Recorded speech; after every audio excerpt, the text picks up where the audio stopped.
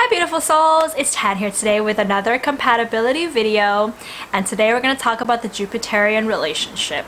Oh yeah, I like this one. So unlike the Plutonic or the Neptunian or even the Uranian, negative Uranian relationship where there can be a lot of confusion and problems within the relationship, the Jupiterian relationship most of the time is actually quite beneficial because Jupiter is a benefic planet.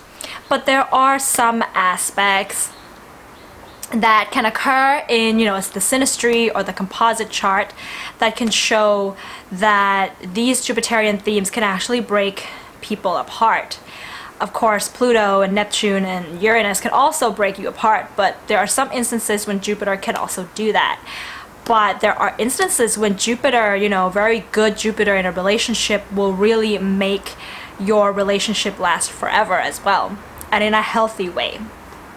So let's have a look at that. So most Jupiter aspects with personal planets are actually okay. The conjunction, trine, sextile, definitely okay. Even the square and the opposition of Jupiter and personal planets isn't really so bad. It just leads to an overdoing of certain things. But the thing that you have to watch out for are Jupiter in conjunctions and also the semi-sextiles between Jupiter and other planets that can be problematic, and I will tell you why. So first of all, I want you to check in your own natal chart to see which house and which sign and how your Jupiter is aspecting your personal planets, because that's going to show you the visions that you have for your life, the hopes that you have for your life, and the kind of way that you can bring happiness into your life. That's indicated by the Jupiter sign, house, and aspects. And that's also what it's going to show in the relationship as well. Hope, visions, and happiness in a relationship. That's Jupiter. And I mean, isn't happiness like the most important thing in a relationship? So Jupiter is very important. So first of all, if you have, Jupiter aspecting your sun in your own natal chart, then that's going to show a big personality in general and kind of like being popular and as someone who dreams big as their identity. Like they are just someone who dreams big, and that gives them a sense of, and accomplishing those dreams will give that person a sense of self-esteem. In a synastry or in a composite chart, Jupiter and the Sun indicate something very, very friendly. And friendship lasts throughout a relationship, guys. It does. And not only that, but it can show that, one person in the synastry, it can show that the two people are encouraging each other to be themselves. They're encouraging each other's pursuit of life path and success in life. And they even expand on that. So that can be shown by the conjunction, the opposition, the square, the sextiles, and the trine. But if Jupiter is in conjunct to the Sun, that's going to show the opposite. That's going to show that that person or the relationship is not really supporting your identity, and the vision that you have for your life is different from your identity. It's kind of like, I know that I am a, let's say, outgoing person, or the relationship is a very outgoing relationship, but the visions and the dreams and where the happiness comes in the relationship is, let's say, by being in isolation, something like that. That's going to show that, well, maybe the two of us just can't really be together because I can't be myself and also have my dreams come true in a relationship. Okay? Now with Jupiter and the Moon, if you have this in your own natal chart, then you are going to be someone who's got a great sense of humor. You're someone who's very generous to people, very forgiving to people, and someone who's, very understanding of people's emotions in general, with all the aspects except in conjunction. In the synastry and the composite, it's going to show an emotional understanding, supporting each other's feelings, having forgiveness for each other, having sympathy and empathy, and really understanding what the other person feels. It's showing a lot of emotional prosperity and emotional abundance, all the aspects. The square and the opposition is not so easy. You know, it's going to require the two of you to do a lot of overdoing of things, like maybe a lot of eating, a lot of going out, a lot of having fun, in order for you to feel good about each other, but you still feel good about each other.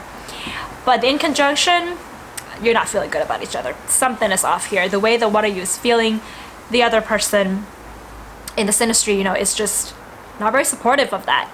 Or the way that the relationship, you know, there's just some lack of an emotional connection, emotional prosperity within the relationship, or the semi-sextile, of course.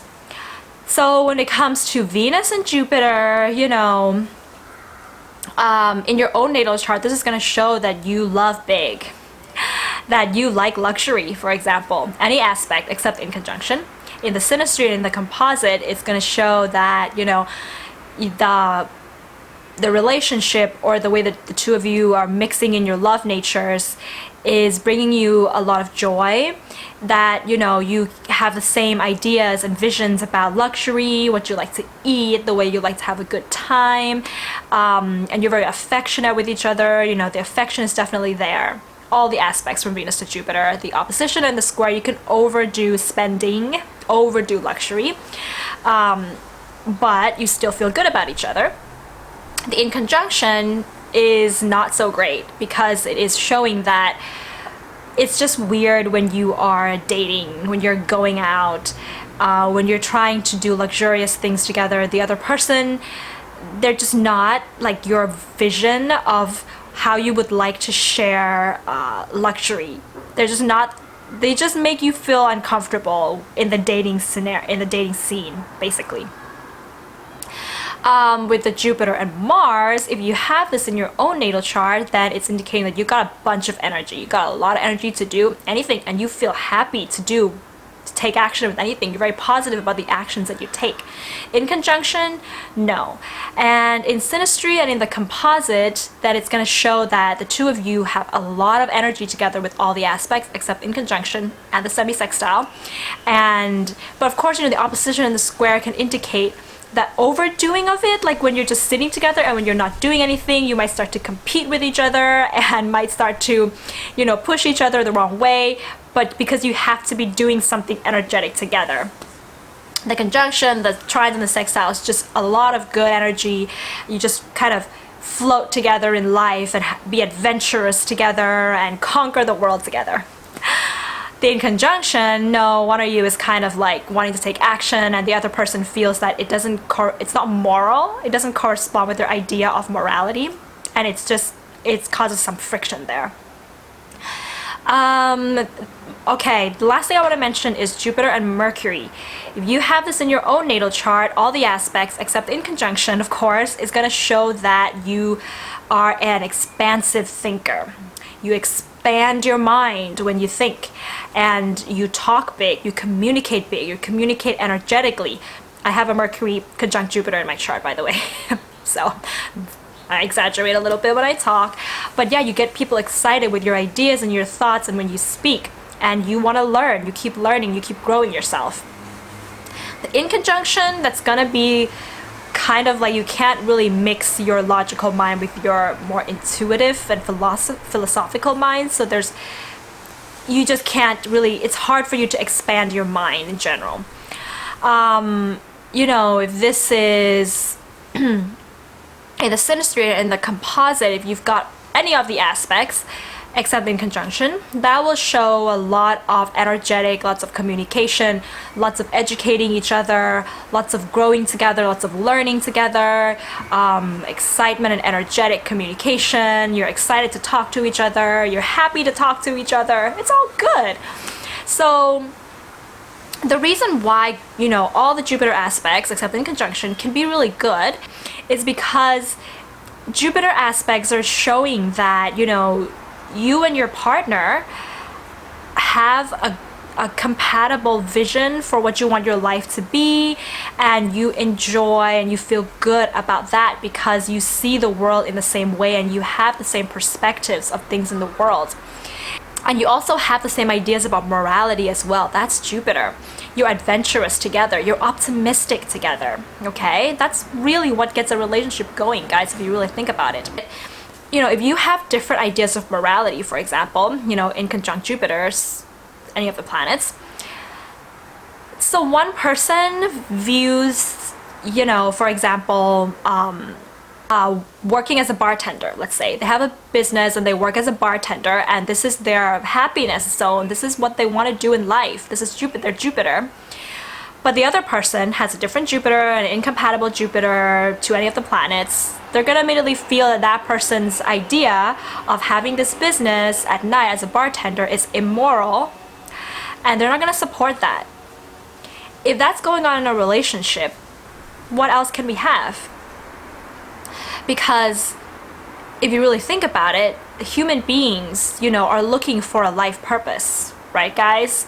All of you guys out there, you know, you're all looking for what your life purpose is. You know, what, you know, and in order for you to find your life purpose, you got to know what your vision is for life, and that's Jupiter.